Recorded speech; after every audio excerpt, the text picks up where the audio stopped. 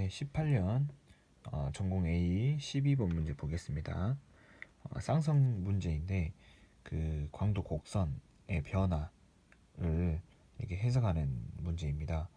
그래서 첫 번째 이 가의 경우가 있고 나의 경우가 있는데, 이 가의 경우 같은 경우는 궤도 경사각의 변화가 궤도 경사각의 변화에 따라서 A, B, C 이렇게 다 다릅니다. 그래서 이 세 개 중에서 궤도 경사각이 어떤 게 제일 크냐 이걸 물어본 거고, 그 이유를 쓰는 거고, 그 다음에 이제 나 같은 경우는 두 별의 온도비가 어떤 게 가장 크냐라고 물어본 거였습니다.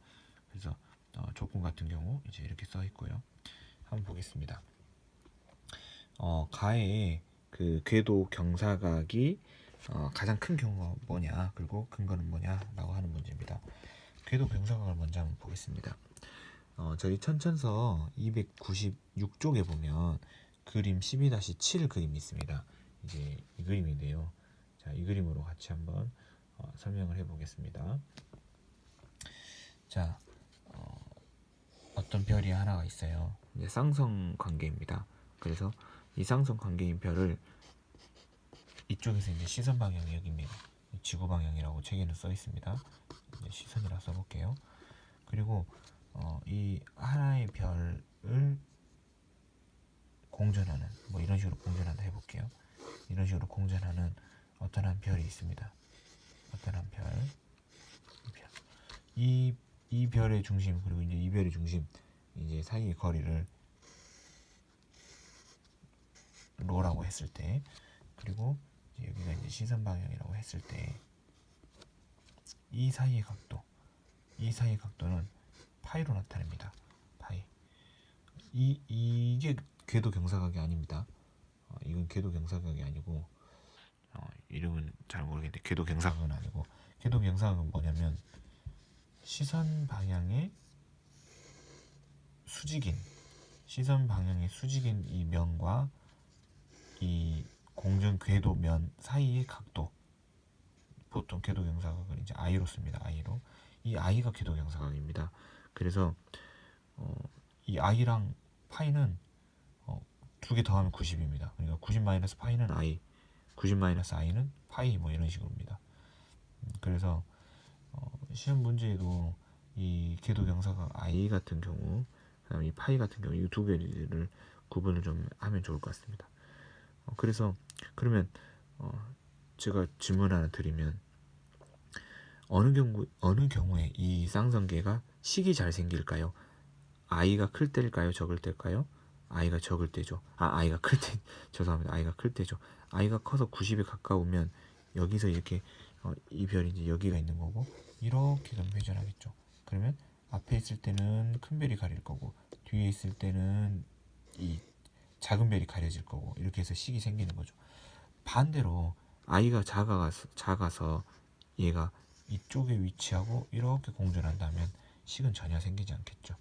그래서 I가 클수록 90이 가까울수록 식이 잘 생기는 거고, 그럼 반대로 파이의 이름이 있었는데 기억이 안 나는데, 이 파이 같은 경우는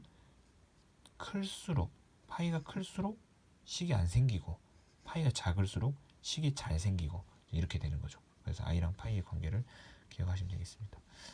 그래서 이 지금 궤도 경사각이 어느 게 크냐라고 하는 그 문제에서는, 궤도 경사각이 크면 이제 식이 잘 생길 거고, 식이 생겼다는 말은 예를 들어서 얘가 이렇게 그리고 뒤쪽으로 갔다가 또 반대로 해야겠네요. 이렇게 뒤쪽으로 갔다가 이렇게 돌고, 또 뒤쪽으로 갔다가 이렇게 돌고, 이쪽에 있으면 식이 생길 거고, 혹은 이렇게 옆쪽에 있을 때, 저 뒤쪽에 있을 때, 그러면 이제 식이 안 생기고, 이쪽에 있으면 또 식이 생기고, 뭐 그런 식이겠죠. 그래서 우리 시선 방향에서 봤을 때 두 별이 동시에 보이면 광도가 밝았다가 이제 가려지면 광도가 좀 어두워졌다가 이제 그 주국소 혹은 부국소가 생기는 거죠. 식이 생기는 거죠. 그래서 궤도 경사각이 뭐가 큰 거냐라고 한다면 식이 잘 생기는 거, 그러니까 광도 곡선의 변화가 큰 거, 이걸 찾으면 됩니다. 그래서 이 문제에서는 C가 지금 궤도 경사가 I가 큰 거다라고 선택할 수 있습니다. 이제 그 이유를 이제 쓰라고 했을 때 이제 키워드로는 이제 식이 잘 생겨야 된다니 되는 건 일단 궤도 경사각의 뭐 정의 뭐 시선 방향과 이 공 시선 방향 다시 궤도 경사각의 정의를 한다면 이 시선 방향의 수직인 면과 공정 궤도면 사이의 각도 뭐 이런 식으로 하면 되겠죠. 그러면 이제 그게 궤도 경사각인데 C다. 궤도 경사각이 큰 것은 C다. 그 이유는 궤도 경사각이 크면 우리 시선 방향을 봤을 때 식이 잘 생긴다. 식이 잘 생긴다. 그래서 광도 곡선에서 이 밝기의 변화가 크다. 밝기의 변화가 크다. 이런 식으로 쓰면 밝기의 변화가 제일 핵심인 거죠. 식이 잘 일어나고 광도 변화가 큰 거, 밝기의 변화가 큰 거. 이런 단서를 좀 써주면 좋을 것 같습니다. 그 다음에 이제 두 번째 물어보는 온도비입니다. 온도비 같은 경우는 둘 다 보일 때는 광도가 높은데 둘 중에 하나 예를 들어서 엄청 밝은 것이 가려졌다. 그러면 굉장히 어두워지겠죠. 그래서 두 별의 온도 차이가 크다는 말은 이제 그 광도는 4파이 r 제곱 시그마 t 4승 식에 의해서 온도 차이가 크다라는 말은 광도 차이가 클 수 있죠. 거의 반경이 비슷하다고 했을 경우에요. 그래서 그리고 이제 온도 같은 경우는 이제 4승인 거고 반경 같은 거는 제곱승이니까 온도 차이가 2배 나면 온도 차이 2배 나는 것과 반경 차이 2배 나는 것을 비교했을 때 온도 차이에 의해서 광도 차이가 커지는 거죠. 그래서 온도 차이가 크다라는 말은 곧 광도 차이가 많이 나게 된다. 이렇게 생각할 수 있겠습니다. 그래서 이 D 쌍성계, E 쌍성계, F 쌍성계에서 어떤 게 표면 온도의 B가 더 크냐라고 한다면 F가 표면 온도의 B가 제일 크다라고 말할 수 있습니다. 왜냐하면 이제 밝기의 B가 가장 큰 거죠. 식이 가장 크게 일어난 거, 혹은 뭐 주곡소, 부곡소에서 밝기 변화가 큰 거 이렇게 이제 얘기하면 되겠죠.